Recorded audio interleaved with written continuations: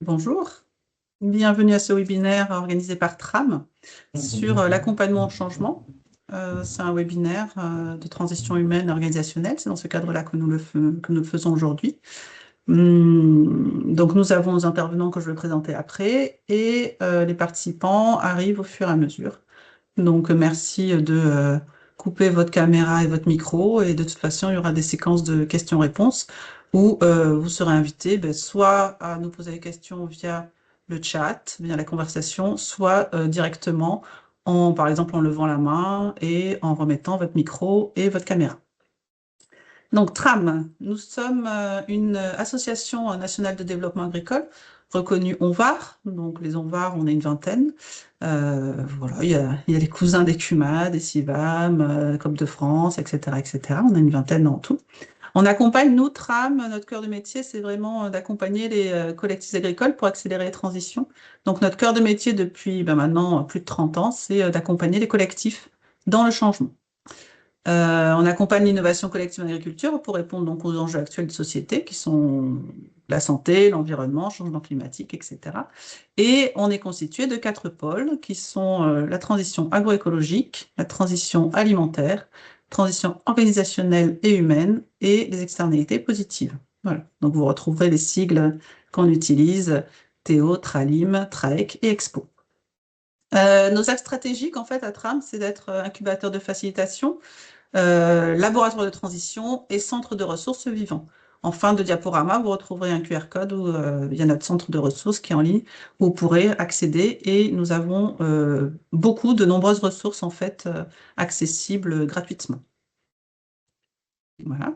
TRAM, nous sommes donc une association, on est une trentaine de salariés au niveau national et on est répartis sur tout le territoire, nos cibles, nos personnes avec qui nous travaillons, donc c'est des adhérents et également des interventions ponctuelles, etc. Donc aujourd'hui, nous intervenons pour ce webinaire sur le changement, sur l'accompagnement au changement, comment ça se passe. Donc le monde agricole, comme je vous disais, ça connaît de nombreux enjeux actuellement, climatiques, agroécologiques, humains, économiques, etc. Et ça oblige chacun en fait à penser son organisation, ses pratiques, ses partenariats, ses habitudes différemment. Voilà. Le changement est parfois nécessaire, mais toujours aussi difficile. Il peut être voulu, il peut être attendu, souhaité, ou venir en fait d'une contrainte extérieure. Ça peut être une menace de l'environnement, ça peut être un magasin de producteurs qui s'installe à côté alors qu'on est déjà un magasin de producteurs, ça peut être le climat qui évolue, la réglementation qui change, etc. Voilà.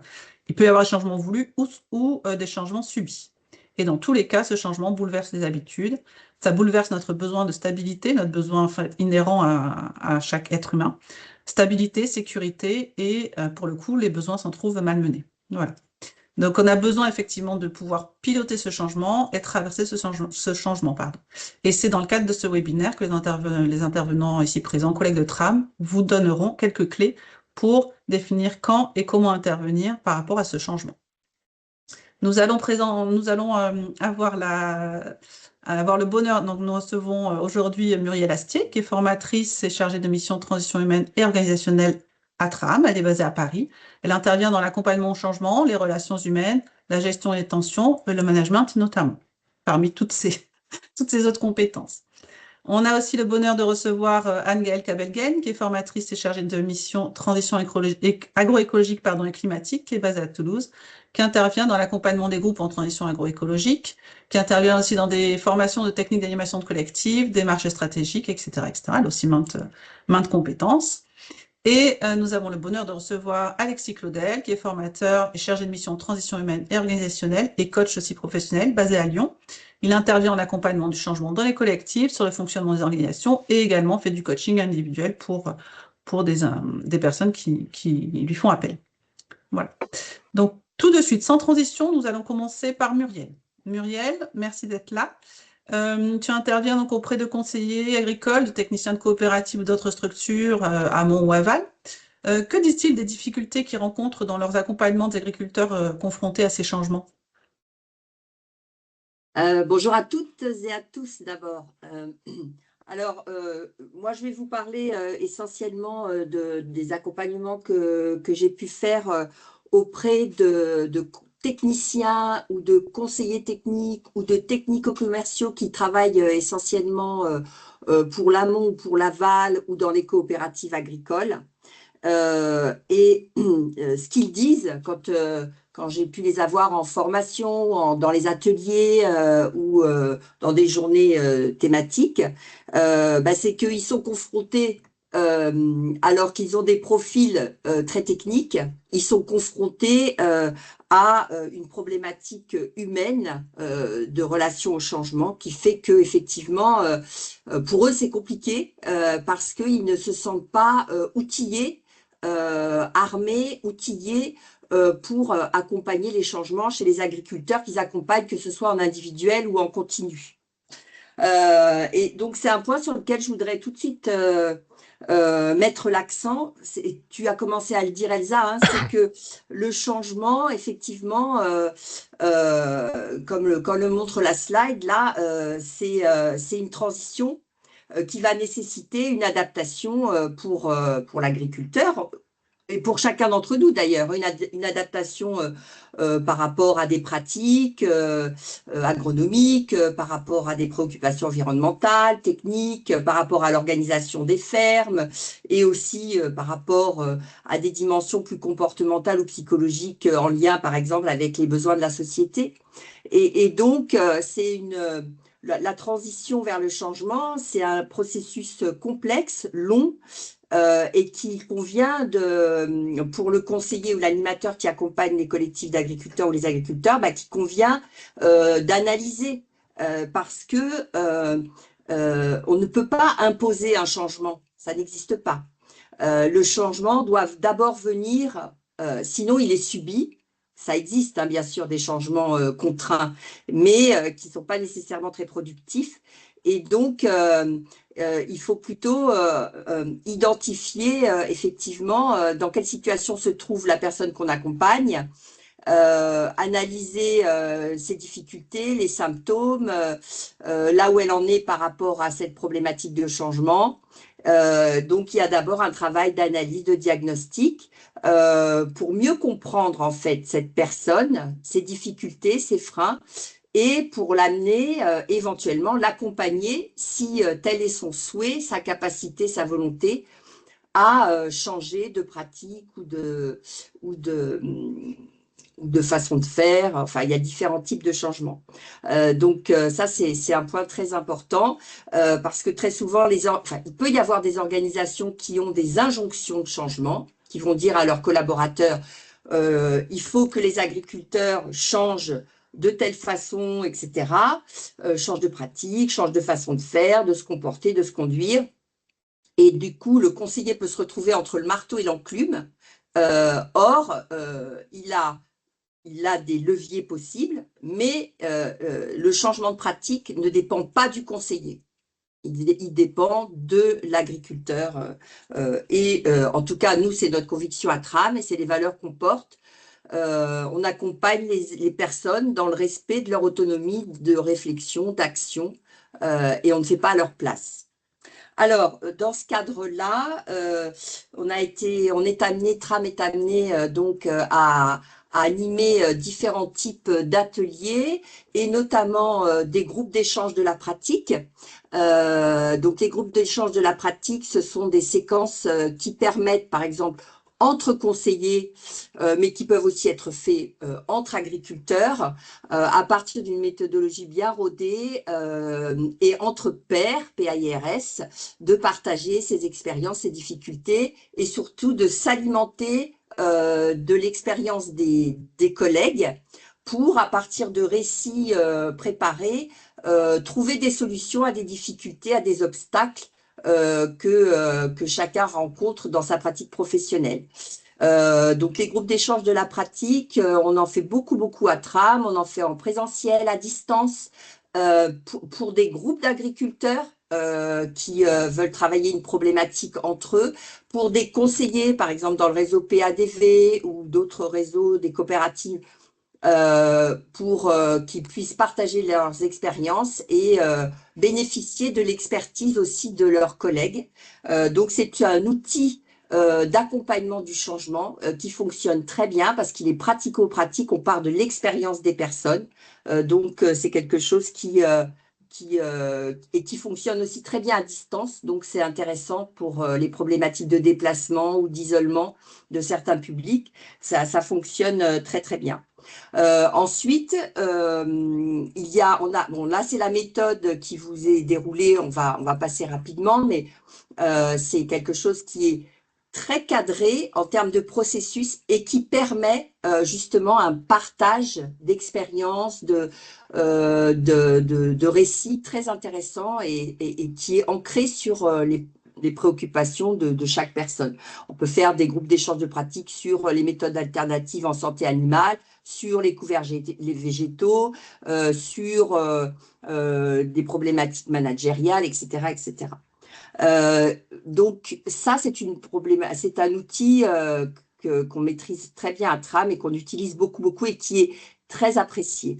On peut également animer des ateliers pour travailler sur faire s'approprier au public des outils d'animation qui vont permettre de lever des freins ou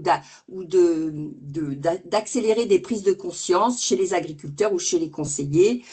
Donc, travailler des outils comme le speed consulting pour partager en un temps très contraint un maximum de questions sur des pratiques professionnelles et toujours pareil, bénéficier de l'expertise du groupe pour recueillir le maximum de solutions à sa difficulté en un temps record. On a également, avec le réseau PADV, on a travaillé sur l'analyse d'une grille qui s'appelle la grille RPBDC et qui est une grille qui permet d'analyser en fait une situation donnée avec un agriculteur ou un collectif d'agriculteurs qu'on accompagne pour avoir une vision complète de la problématique et pas seulement celle que nous-mêmes on a envie de traiter ou vers lequel l'agriculteur ou le groupe d'agriculteurs vous emmène. Donc cette grille RPBDC, je vois que Anne-Gaëlle vous met dans la conversation des liens ou l'endroit sur lequel vous pourrez aller pour récupérer ces ressources. Il y a notre centre de ressources, donc les outils dont on vous parle, vous allez les retrouver en tapant le mot clé sur notre centre de ressources. Hein. Voilà, donc en fait, ces outils qui sont mobilisés ou qui sont proposés et expérimentés par les groupes de conseillers, d'animateurs, de techniciens ou d'agriculteurs, c'est autant d'outils qui permettent des prises de conscience, une sensibilisation sur la question des représentations par rapport au changement ou des freins par rapport à un accompagnement au changement, etc., etc. Et puis, on a une formation qui s'appelle « Accompagner les changements de pratique chez les agriculteurs », qui est une formation d'une journée où l'objectif, là, c'est vraiment de sensibiliser les techniciens, les conseillers à ce que c'est que le changement, à ce que c'est aussi que pour soi, parce que accompagner le changement chez les autres, ça suppose aussi de savoir soi-même comment on se positionne par rapport au changement, qu'est-ce que ça fait chez nous le changement, est-ce que c'est quelque chose qu'on aime, est-ce que c'est quelque chose qu'on craint, et puis qui propose donc des concepts clés et des outils pour, par petites touches, sensibiliser, accompagner avec le plus de respect possible les publics qu'on est censé accompagner dans leur changement de pratique ou d'organisation. Vous m'arrêtez si je suis trop longue, les collègues, là? C'est bon, Muriel, on t'écoute. Ça va, je suis dans les temps? Oui, oui, très bien.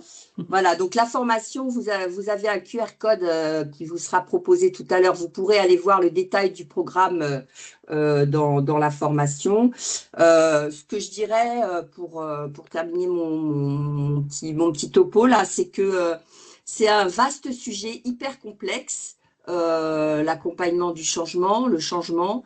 Et donc, je pense que ce qui est intéressant, c'est de bien savoir ce qu'on doit savoir déjà pour soi sur ce sujet, son rapport au changement, et puis peut-être par petites touches, mobiliser des outils, toujours en pensant bien que le décisionnaire du changement, c'est la personne elle-même et personne d'autre, et qu'il ne s'agit pas de contraindre les gens à un changement, quel que soit le niveau du changement. Ça, c'est très important.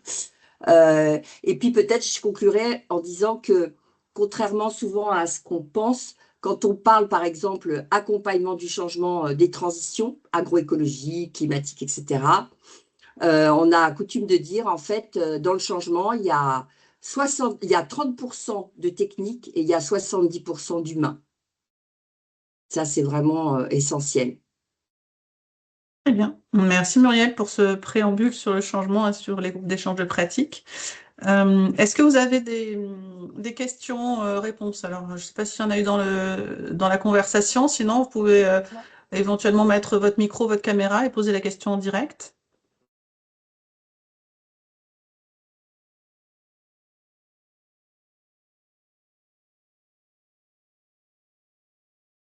Ça n'a pas l'air. Mais n'hésitez pas sinon au cas où à poser les questions dans la conversation, puis je les partagerai pendant Très le bien. temps de questions-réponses. Oui, merci. Bon, ben, si tout a été très clair, Muriel, on peut passer donc maintenant à notre deuxième intervenant, qui est Alexis. Donc, Alexis, toi, tu utilises d'autres outils méthodes pour comprendre les freins au changement. Est-ce que tu peux nous les présenter, s'il te plaît?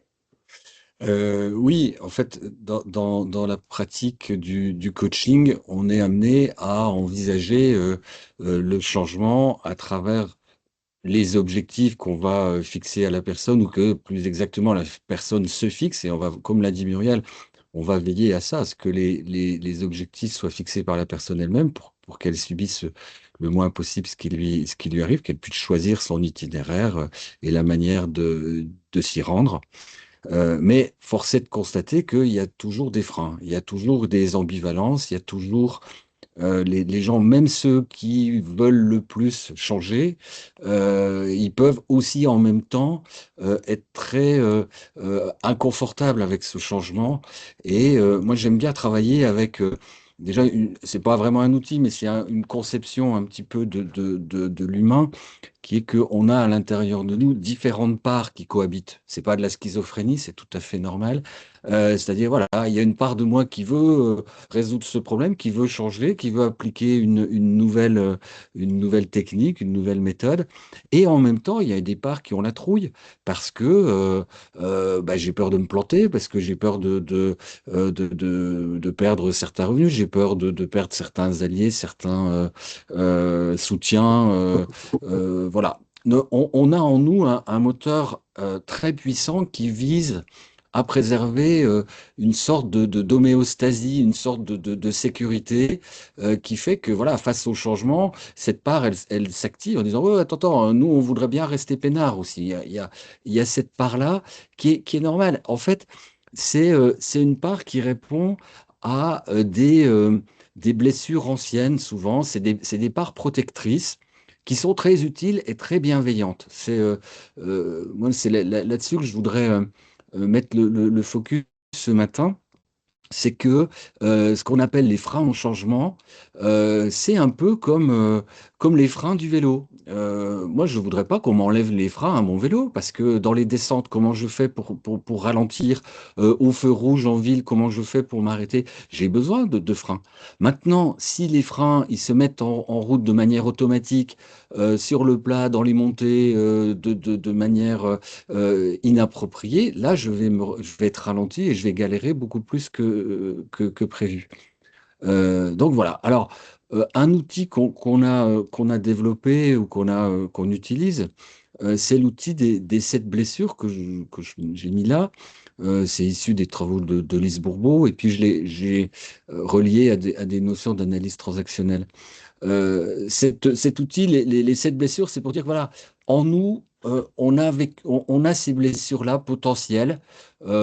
qui peuvent être plus ou moins actives, plus ou moins importantes, parce que dans notre vie, tout petit, parfois, ou un peu plus tard, eh ben, on a vécu des choses pas très agréables, certains traumatismes. C'est pas forcément les grands, gros traumatismes de la vie, mais ça peut être les petits, voilà, une insatisfaction, des choses qui nous sont arrivées dans l'enfance, le divorce des parents, un déménagement, que sais-je, un copain qui s'éloigne, bon, voilà. Et que on a souffert à ce moment-là, enfin, ça s'est pas bien passé, et on a gardé le souvenir que ces histoires-là, ces situations-là, elles font mal, et on n'a pas envie que ça revienne. On n'a pas envie de à nouveau se sentir rejeté ou abandonné, on n'a pas envie de se sentir moqué, humilié, on n'a pas envie de retrouver des moments où ceux sur qui on pouvait compter s'éloignent et du coup se sentir trahi. L'injustice, l'abus, la non-reconnaissance. Voilà, on a envie d'exister de manière pleine et entière. Et pour pas que ça se reproduise, ben, on va mettre en place des attitudes de protection.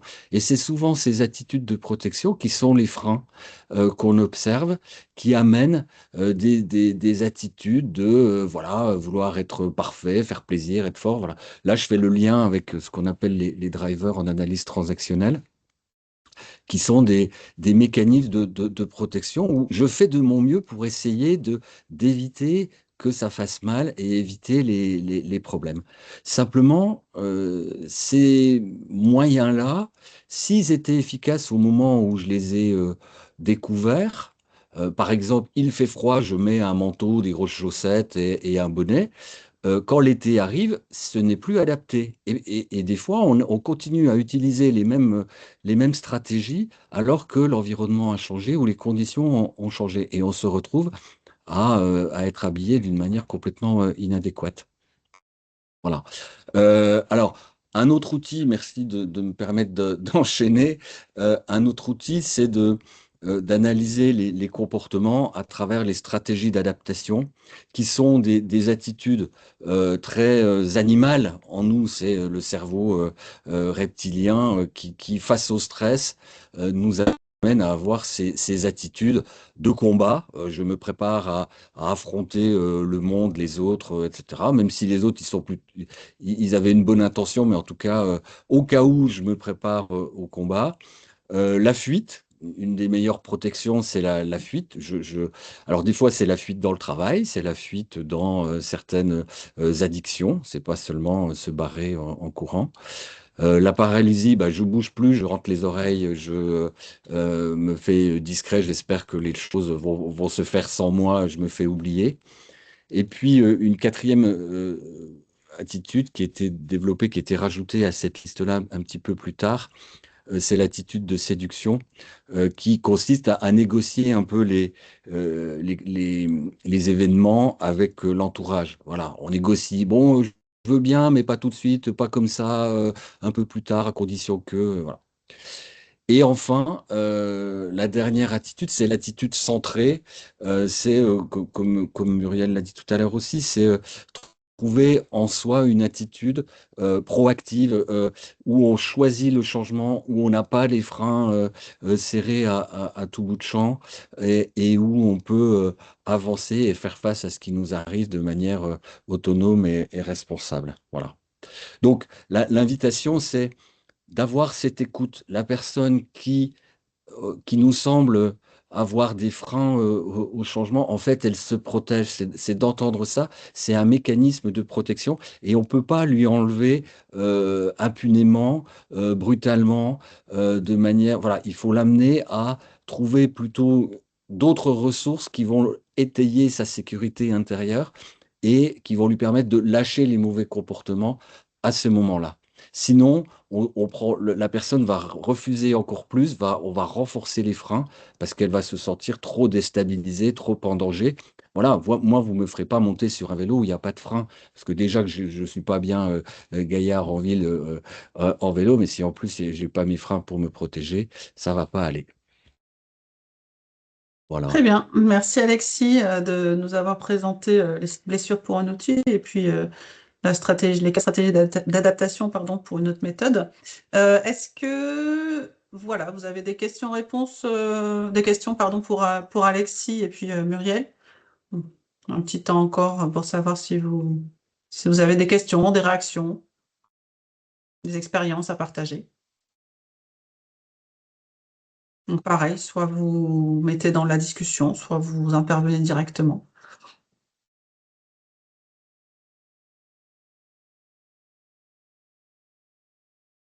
Très bien. Ben, on va poursuivre alors. Cette fois, on va poursuivre avec notre troisième intervenante, donc Anne-Gaëlle. Toi, tu travailles aussi avec les conseillers sur le changement climatique, comment on peut accompagner en fait les agriculteurs à changer là-dessus. Tu observes quels freins et quels outils, méthodes, avec quoi enfin, qu'est-ce que tu leur apportes en formation et en intervention pour qu'ils puissent justement accompagner ce changement? Oui, effectivement, on travaille pas mal avec animateurs, animatrices dans l'accompagnement au changement. Il y a deux projets que je vous citerai où je vous partagerai les ressources. Le premier, c'est le projet Interface. Et en fait, on vient de sortir une compilation finalement des besoins des acteurs des territoires face au changement climatique. Et finalement, pour accompagner au mieux et le mieux possible, il faut connaître ses besoins. Et donc, effectivement, il y a eu toute une action du projet qui a été portée sur l'identification et l'analyse de ces besoins. Donc, je vous partagerai la ressource parce que c'est vraiment un élément qui est assez essentiel et surtout, bah, quelle stratégie on peut arriver après à mettre en face pour répondre au mieux à ces besoins et de pouvoir accompagner plus justement les acteurs face au changement climatique. Là, je vous avais refait une petite slide en fait qui présente les postures qu'on peut rencontrer quand on est animateur ou animatrice face au changement climatique. Donc, il va y avoir la posture d'opposition. Donc, finalement, bah, là, tant que la personne, elle pense que la situation dans laquelle elle est aujourd'hui est bonne, elle va s'opposer à tout changement. La notion de résistance, elle, ça va plutôt être si elle craint que l'opposition lui attire des difficultés, elle va préférer une résistance, surtout si elle juge que la situation est à peu près confortable. Et ensuite, dans le changement contraint, on va avoir la dernière étape qui est l'adaptation. Et c'est en quelque sorte l'obligation de bouger une fois que l'on s'aperçoit que la stratégie précédente mène dans le mur. On va avoir aussi toute une partie qui est plutôt sur le changement souhaité, où là, on va avoir deux types de postures des agriculteurs et agricultrices en face. Ça va être l'anticipation. Donc là, c'est vraiment la posture qui consiste à réfléchir à l'avance à ce qu'on pourrait arriver et s'y préparer pour saisir les opportunités ou en tout cas éviter les difficultés qu'on pourrait rencontrer. Et ensuite, l'innovation qui là, finalement, représente qu'une très faible partie de la population qui juge que, enfin voilà, qu'elle a besoin d'essayer de créer, de chercher d'autres solutions, d'inventer des choses pour rendre l'exploitation agricole finalement encore plus performante. C'est dans cette partie-là qu'on va trouver un peu bah, tous les experts ou les pionniers de certaines pratiques ou de certaines méthodes. Donc finalement, face à ces postures, il va falloir que moi, j'adapte ma posture en tant que conseiller, conseillère ou animateur, animatrice. Et dans l'un de nos projets qui s'appelle Adoptae, qui vise à l'accompagnement, ou en tout cas au déploiement de la mise en place de pratiques agroécologiques que sont les couverts végétaux sur les exploitations agricoles, on s'est retrouvé face à un frein qui est bah, les idées reçues. Finalement, les agriculteurs qui souhaitent pas forcément passer à l'action et changer leurs pratiques le font parce que ils ont vraiment des idées reçues et ancrées sur bah, les couverts végétaux. C'est quoi? Ça amène, ça va attirer les limaces dans mes champs, ça va pas lever, ça va me demander plus de temps de travail. Donc l'idée va finalement d'arriver face à ce genre de situation à pouvoir avoir bah, une réponse, en tout cas une posture et un rôle d'accompagnant. Là-dedans, on va avoir toute une pratique qui s'appelle l'écoute active, que je vous présenterai en trois étapes un tout petit peu plus, juste après, pardon. Il va falloir aussi, en termes de posture, rester calme, rester factuel. Vraiment, on est dans la bienveillance, dans le non-jugement. On va pas chercher à convaincre la personne, mais vraiment essayer de comprendre finalement la vision que peut avoir cette personne. Il va aussi y avoir tout un travail sur bah, être à l'écoute, être attentif à ce que va raconter les autres. Pour répondre spécifiquement à ces idées reçues, l'idée aussi va être de finalement mettre en lumière en tout cas des contradictions, proposer des contre-exemples et essayer de partager en particulier des retours d'expérience d'agriculteurs, agricultrices voisins, puisque bah, on se rend bien compte, en tout cas dans nos métiers, que le partage des pairs, en tout cas le partage de ce qu'un voisin a fait, est parfois beaucoup plus parlant qu'un conseiller ou un animateur qui peut arriver avec une connaissance scientifique ou des retours d'expérience. Voilà, vraiment l'échange entre pairs est assez primordial. Et ça rejoint un peu ce que disait Muriel au début, savoir lâcher prise. Encore une fois, quand en tant qu'animateur, animatrice, vous accompagnez des agriculteurs, agricultrices dans le changement, enfin, c'est OK qu'on n'arrive pas forcément à convaincre. Encore une fois, on ne cherche pas à convaincre, on cherche à comprendre et à accompagner au mieux la réflexion des agriculteurs et des agricultrices qu'on a en face. Et le chemin, il est parfois très long et que ça va être de semer une petite graine à un moment T et puis quelques temps après, la graine aura germé. Mais voilà, il faut vraiment pas se mettre une... Le changement est personnel. Euh, il faut savoir lâcher prise et dire, OK, j'ai mis tout ce que j'avais en main. Voilà, j'ai essayé de mettre en place tout ce qui était possible pour accompagner la personne dans ses réflexions et maintenant je vais laisser ça germer et elle reviendra vers moi quand elle sera prête. Si on vient sur l'écoute active, donc finalement, une écoute active, bah, la première étape, c'est l'attitude d'écoute. Donc ça va être de faire attention au verbal, donc le discours, les mots utilisés, voilà, essayer de vraiment comprendre tout le contenu, le sujet, ce que ça peut signifier chez la personne, et s'attacher également au non-verbal. Donc là, ça va être vraiment l'attitude physique, les postures, les regards, et essayer parfois de ne pas oublier de laisser parler les blancs. On a tendance à essayer parfois de meubler trop rapidement les blancs. Et là, l'idée, c'est vraiment d'essayer de, en se basant sur ce verbal, sur ce non-verbal, en laissant s'installer des blancs, de vraiment avoir une attitude, en tout cas, d'écoute. La deuxième étape, ensuite, ça va être d'afficher. Si, Enfin, c'est bon. ouais, c'est bon. Tu veux que je Bon. passe à la diapo Ouais, suivante je ou veux non, bien, c'est s'il bon? te plaît. Oui, pardon. Dans cette attitude d'écoute, finalement, bah, les avantages et les objectifs, ça va être de prendre en compte l'autre personne, qu'il se sente reconnu, voilà, créer un espèce de climat de confiance, parce que finalement, on l'a dit, la personne doit avoir confiance en elle dans ce changement, mais elle doit aussi avoir confiance dans les personnes qui l'entourent et qui l'accompagnent dans la mise en place, ou en tout cas dans la réflexion autour de ce changement. Et créer cette attitude, enfin, cet environnement d'écoute attentive permet de créer cette confiance entre lui et vous. Ça permet de se mettre sur la même longueur d'onde, pardon, pour faciliter la communication. Parfois, ça peut être aussi, on se rend compte que pour un même mot, on n'a pas la même définition, et finalement, d'avoir cette écoute tactile va nous dire, ah bah attends, peut-être qu'en fait, depuis le début, on ne se comprend pas sur tous les points parce qu'on n'a pas la même définition pour un même point. Et dernier point, cette attitude d'écoute, en tout cas positive et active, permet de mieux comprendre la situation et les faits objectifs et le sentiment qui s'y rapportent. Dans notre écoute active, la deuxième phase, ça va être le questionnement. Donc là, on va avoir différents types de questionnements. Donc les questions ouvertes, hein, qui sont des questions assez exploratoires et qui vont permettre d'ouvrir le dialogue et en tout cas inviter à l'expression libre. On va avoir les questions à choix multiples qui, elles, vont permettre de vérifier ou tester une ou plusieurs hypothèses, tous en se positionnant individuellement. Ensuite, vous allez avoir les questions alternatives qui, elles, vont orienter un peu vers un choix restreint. Par exemple, on finit une réunion en disant, bah, est-ce que vous préférez un rendez-vous en début de journée ou en fin de journée? Voilà. Donc là, finalement, c'est une question qu'on peut appeler alternative qui permet de conclure un échange. Les questions fermées, elles vont vraiment demander, enfin, elles vont vraiment appeler une réponse précise. Oui, non, une date, un chiffre, une information, une vérification. Est-ce que vous avez fini de traiter ce dossier? Est-ce que c'est bon pour toi qu'on se retrouve demain à 9 heures? Oui, non, vous voyez l'idée.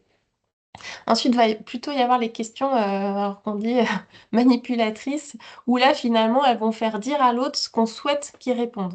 Et donc là, il faut y faire très attention parce que finalement, l'information qui va en sortir, bah, ça va pas forcément être l'idée et l'opinion de l'autre personne parce que la question sera déjà un petit peu induite.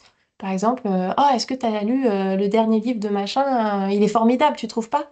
Bon bah oui, enfin oui, ok, je réponds oui, et finalement j'ai un peu manipulé la réponse à cette question.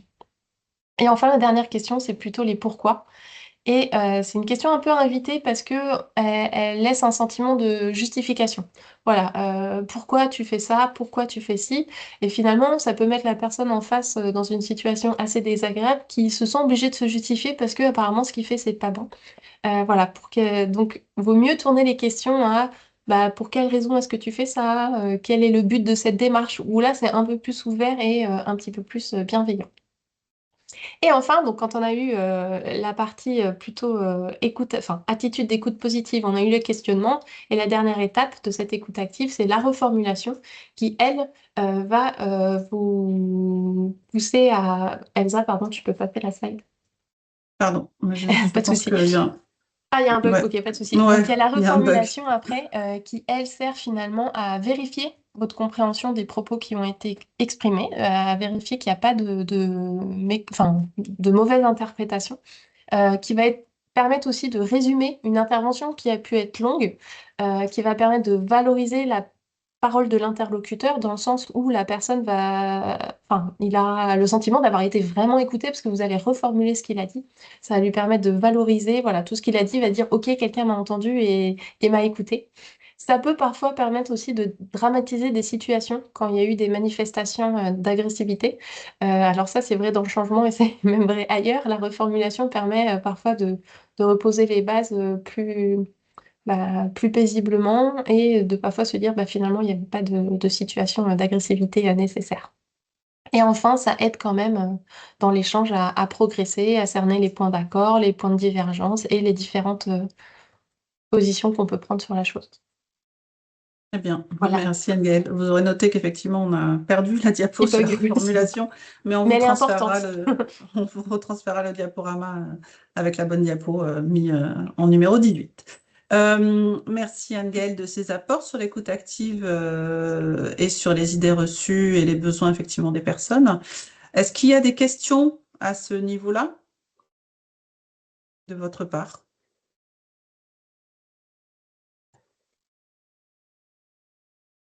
C'est parfaitement clair. Donc nous allons poursuivre cette fois avec, on retourne voir Muriel.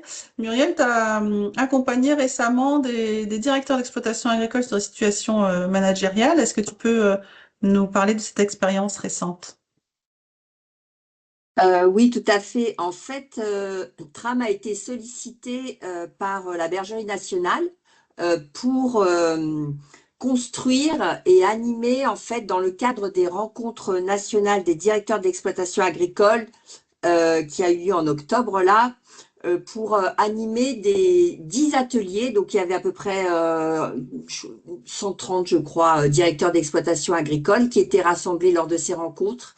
Et donc, la Bergerie nationale qui organisait ces rencontres souhaitait en fait que Tram co-construise avec le ministère et la Bergerie nationale 10 ateliers pour amener les directeurs d'exploitation agricole à réfléchir sur leurs pratiques et les situations managériales qu'ils rencontrent sur les exploitations donc des établissements d'enseignement agricole. Il faut savoir que les directeurs d'exploitation agricole, c'est donc des managers qui se retrouvent souvent dans des situations assez complexes, avec des équipes, avec des statuts très différents. Il y a aussi beaucoup de jeunes en fait qui se retrouvent dans ces postes-là. Et donc ils vivent des difficultés à manager leurs équipes et à faire évoluer aussi leur management dans le cadre de ces exploitations agricoles sur les établissements agricoles publics. Et donc, alors il y avait Alexis également qui était avec moi, hein, et puis une autre collègue, Yasmina Lemoine. Et donc, ce qui nous a été demandé, en fait, c'est de réfléchir à une méthode qui pourrait être commune à ces 10 ateliers sur des situations managériales et qu'on pourrait transférer en fait aux chargés de mission et aux binômes dont faisaient partie ces chargés de mission qui co-animaient chaque atelier. Donc, ce qu'on a commencé à faire, c'est à envoyé un questionnaire pour recueillir les besoins, les attentes et les situations dans lesquelles se trouvaient les directeurs d'exploitation agricole. On a identifié 10 thématiques, comme par exemple comment trouver sa place de manager, déléguer avec confiance, motiver dans un cadre contraint, prioriser, décider, savoir dire non et poser un cadre, etc., etc. Donc, on a identifié ces 10 thématiques d'ateliers qui ont été dotées d'un tandem d'animation et nous avons co-construit, nous avons choisi, nous, TRAM, en lien avec la Bergerie nationale, nous avions choisi une méthode d'animation pour produire de l'intelligence collective basée donc sur le partage entre directeurs d'exploitation agricole venus de toute la France. Cette méthode s'appelle les experts. Vous pourrez la trouver sur le centre de ressources. On a formé l'ensemble des binômes d'animation à distance pour qu'ils s'approprient cette méthode et qu'ils la transfèrent dans ces 10 ateliers. Et puis, on a construit le déroulé et nous-mêmes, après, on était 3 intervenants à TRAM, on a aussi participé bien sûr à l'animation et à l'expertise des ateliers dans lesquels on était.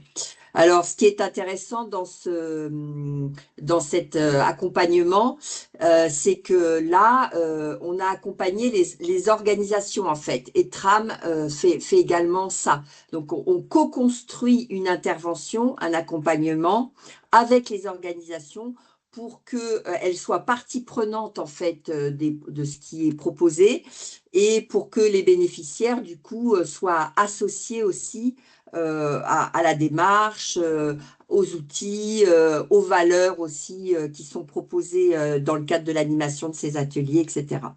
Voilà, c'est une autre façon d'accompagner le changement. Pour TRAM, on accompagne également beaucoup d'organisations dans la mise en place de leurs réflexions stratégiques, hein, où on co-construit également, et là Elsa en parlerait beaucoup mieux que moi, Alexis aussi d'ailleurs, on co-construit avec le commanditaire à partir d'une analyse de la demande très, très bien identifiée, d'un comité de pilotage avec les principaux protagonistes de la situation à travailler et on accompagne les organisations pour qu'elles co-construisent des temps de réflexion stratégique, de mise en place de plans d'action, etc. Voilà ce que je peux vous dire sur ces rencontres nationales et ces ateliers management. Du coup, on a beaucoup de matière sur les situations managériales qui peuvent être déployées par module en présentiel ou à distance en fonction des besoins qui nous sont remontés. Donc, si vous avez des problématiques managériales, n'hésitez pas à revenir vers nous. Merci Muriel. Donc effectivement, vous l'aurez compris, hein, TRAM, on est là, on fait des formations pour les conseillers, conseillères, animateurs, animatrices, et également, en fait, on accompagne des organisations à changer elles-mêmes. Voilà, donc effectivement, on a des outils méthodes adaptés soit au cible 1 ou soit au cible 2. Juste, Donc une fois justement... Elsa, Oui, vas-y Alexis. juste faire un petit complément, puisque effectivement, j'étais aussi impliqué sur ces ateliers et avec un atelier sur l'accompagnement du changement, justement. Et c'était intéressant aussi parce que les directeurs d'exploitation ont pu dire que des fois, le changement, c'est eux, dans le sens où il y a du turnover aussi dans cette fonction-là, que l'arrivée d'un nouveau directeur, c'est un changement que les équipes doivent subir, elles n'ont pas forcément choisi et que voilà, un changement, un nouveau manager, c'est des nouvelles pratiques et c'est aussi une adaptation à faire. Donc des fois, on peut être celui qui accompagne le changement, on peut être celui qui le provoque. Et que il disait bien tous que effectivement, comme l'a dit Muriel, ce qui est intéressant, c'est de ne pas chercher à imposer ses solutions quand on est manager d'équipe, mais plutôt de favoriser la co-construction. Donc l'écoute, l'accueil des résistances et la co-construction pour résister à une tentation qu'on peut avoir un peu tous, c'est de penser que notre façon de réagir aux contraintes, de réagir aux problématiques, c'est la bonne façon. Alors, ça l'est, c'est notre bonne façon à nous, c'est la bonne façon qui nous convient à nous, mais ça ne conviendra pas forcément de la même façon aux autres. Donc, quand on est manager, quand on est conseiller auprès d'un groupe, etc., on a tellement envie de bien faire, on a tellement envie d'accompagner, on a tellement envie de lever les freins et de favoriser le changement que des fois, on peut avoir une attitude un peu de sauveur ou voilà, qui propose en tout cas des solutions au lieu d'être, comme le disait Muriel, d'avoir une posture plutôt d'écoute, d'accueil et questionnante en disant, voilà, face à ça, comment vous aimeriez faire? Et ça, c'est intéressant de développer cette attitude d'accueil et de pas voilà d'être sur l'obligation de moyens et pas de résultats. Voilà, d'être celui qui accompagne et pas forcément celui qui donne les solutions. Très bien, merci Alexis pour ce complément. On va juste continuer, on retourne vers Anne-Gaëlle en fait, et qui va nous présenter une fois le changement acté, en fait, comment on accompagne l'agriculteur et l'agricultrice ou le salarié agricole, actif agricole, etc. à ce changement, justement, comment on fait Anne-Gaëlle. Vaste question. Non, je rigole. En, en fait, je vais vous présenter la démarche stratégique, qui est une démarche qui peut s'appliquer aussi bien à l'échelle exploitation agricole, ferme, mais aussi d'un collectif, quel qu'il soit. Donc ça, c'est une démarche qui a été développée par un salarié de Trame il y a plusieurs années, qui en fait permet en plusieurs étapes d'accompagner de la réflexion jusqu'à la mise en place d'un plan d'action précis dans une stratégie d'entreprise. Donc finalement, la première étape va être de repartir de la situation présente. Voilà, où est-ce qu'on en est? Qu'est-ce qui ne me convient pas aujourd'hui? Qu'est-ce qui peut me manquer? Quelles pourraient être les motivations, en tout cas, à changer? La deuxième étape, elle, est surtout, enfin, est très importante d'un point de vue collectif, mais aussi d'un point de vue individuel, c'est de travailler sur les valeurs. Finalement, qu'est-ce qui est important pour moi dans la mise en place de ce changement? Quelles sont mes valeurs fortes qui finalement ne doivent pas être dérangées par la mise en place d'une nouvelle pratique ou en tout cas d'un changement sur mon exploitation agricole. Vous allez avoir la troisième partie. Et ça, on voit plus le PowerPoint, mais pas. Oh, oui, je sais pas pourquoi, attends. La troisième partie va être plutôt, pour moi, un peu plus axée en cas d'un collectif, qui va être la vision partagée. Finalement, collectivement, comment on voit l'avenir? Quel est notre but, là, nous, notre groupe? Donc ça, effectivement, quand on est plutôt sur une stratégie d'entreprise, ça va être plutôt la vision qu'on donne, en tout cas, à notre structure et la vision qu'on donne à l'entreprise. Tu veux que je partage le... Ouais, ça il me met vous rencontrer des difficultés. Attends, C'est juste que j'essaie de sinon, ça va être repartager, mais difficile. Ok, ouais, attends. merci. Donc, vous avez compris, on part de la situation présente. Ensuite, on travaille les valeurs. Qu'est-ce qui est important pour nous? Ensuite, on va travailler notre vision ou la vision partagée dans le cadre d'un groupe, d'un collectif. Et finalement, on va essayer d'identifier les objectifs. C'est quoi nos objectifs communs? C'est quoi notre objectif ultime? Qu'est-ce qu'on veut obtenir? Et qu'est-ce qui verra que finalement, on l'a obtenu? Et pour réaliser ça, il va falloir établir un plan d'action. Et finalement, pour pouvoir établir ce plan d'action, l'étape, ça va être aussi de voir l'environnement qui nous entoure. Quels sont finalement les atouts ou quelles sont les contraintes que je peux rencontrer moi sur la voie du changement que je souhaite mettre en place, sur qui je peux m'appuyer, sur quoi je peux m'appuyer et à contrario, où seraient plutôt mes points de vigilance. Et finalement, toute cette analyse va permettre de créer un plan d'action. Sur la slide d'après, je vous ai marqué pour que ce soit un petit peu plus parlant. Donc finalement, on peut avoir la situation présente. Je vous donne un exemple au pif sur on a un produit phytosanitaire qui existe, mais il sera bientôt interdit. Et en plus, il nuit à la biodiversité. Ça, c'est la situation présente. OK? J'en suis là aujourd'hui, dans quelques années, mon produit phyto, il va disparaître. Donc pour ça, je peux avoir différents outils d'animation qui vont être le questionnement individuel, le diagnostic. Ensuite, il va falloir qu'on travaille les valeurs. Finalement, c'est quoi? J'ai ce produit phytosanitaire qui existe mais qui est bientôt interdit et qui nuit à la biodiversité. Moi, c'est quoi mes valeurs par rapport à ce sujet? Est-ce que j'ai des valeurs de préservation de l'environnement, de la biodiversité? Est-ce que j'ai une envie comment dire, de continuer à avoir un revenu décent. Enfin voilà, vraiment quelles vont être toutes mes valeurs autour de ce thème-là. Et pour ça, en tant qu'animateur, vous avez différents outils qui existent, comme par exemple le questionnement individuel ou en groupe, la pyramide des valeurs ou la méthode du perroquet. Une fois que j'ai mes valeurs, je vais travailler sur ma vision partagée.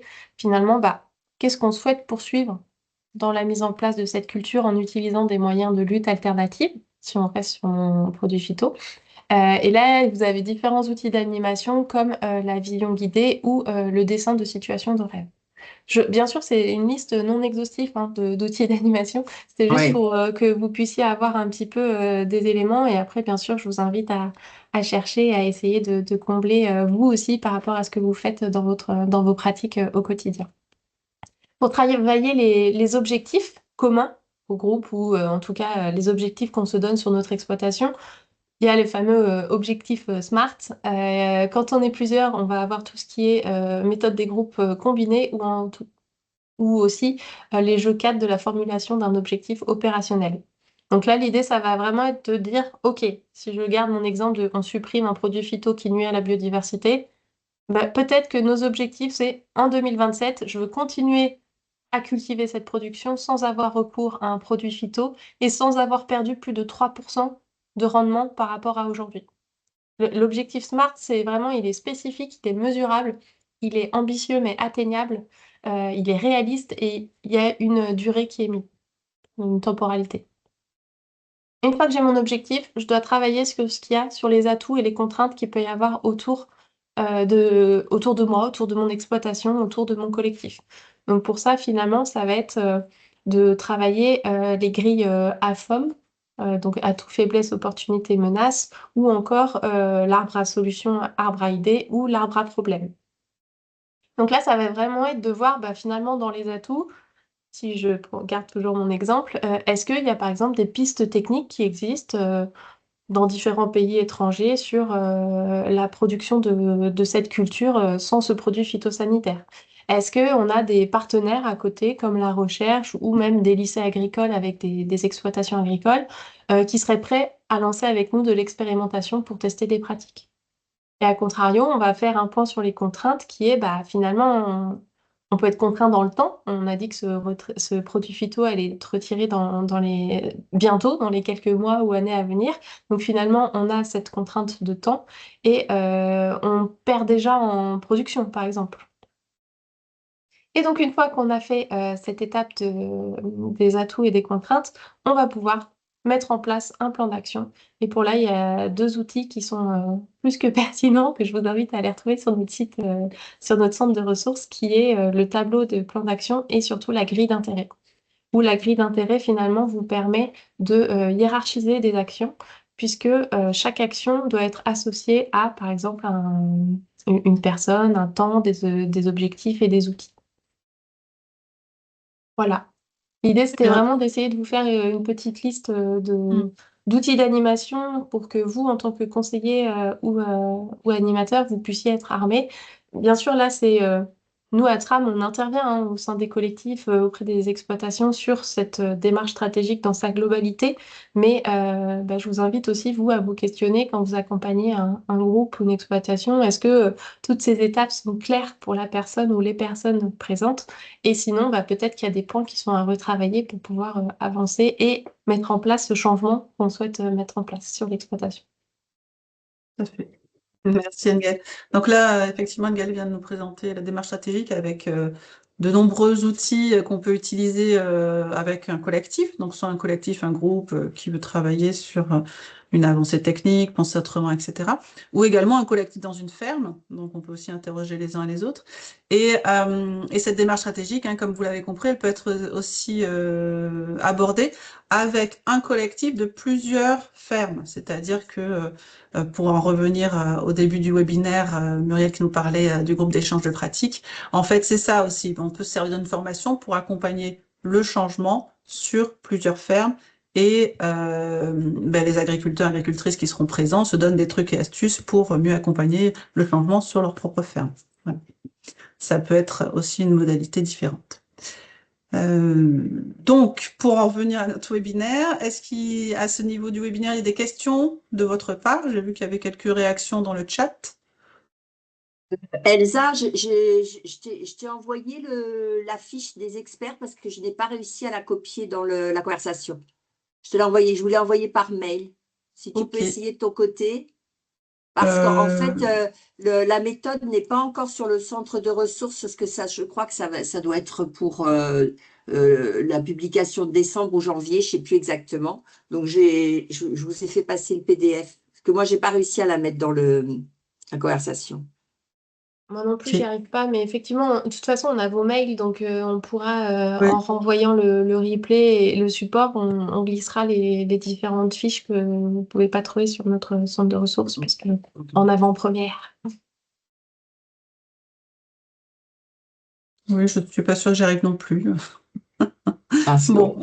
on les enverra, on vous Ouais, les enverra, pardon, après le webinaire. d'accord. Donc, s'il n'y a pas de réaction, de questions ou voilà, de quelconque manifestation de votre part, pour continuer, je vous ai mis là un QR code où vous pouvez le scanner pour atteindre le site internet de Tram et la rubrique formation, où vous retrouverez toutes les formations en fait qu'on propose à destination principalement des conseillers, conseillères, animateurs, animatrices. Et également, deuxième QR code, en fait, sur le centre de ressources. Donc là, vous retrouverez tous les outils qui ont pu vous être présentés lors de ce webinaire.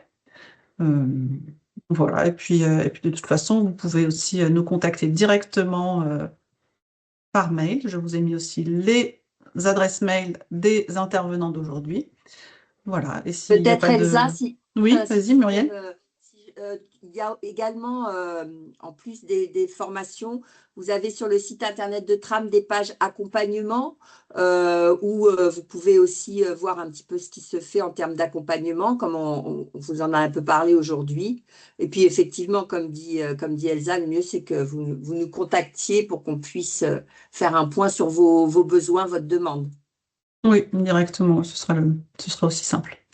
Donc, s'il n'y a pas de remarques ou autres, merci à toutes et à tous de ce webinaire et au plaisir de vous retrouver pour de nouvelles aventures en 2026. Nous programmons aussi d'autres webinaires à ce moment-là.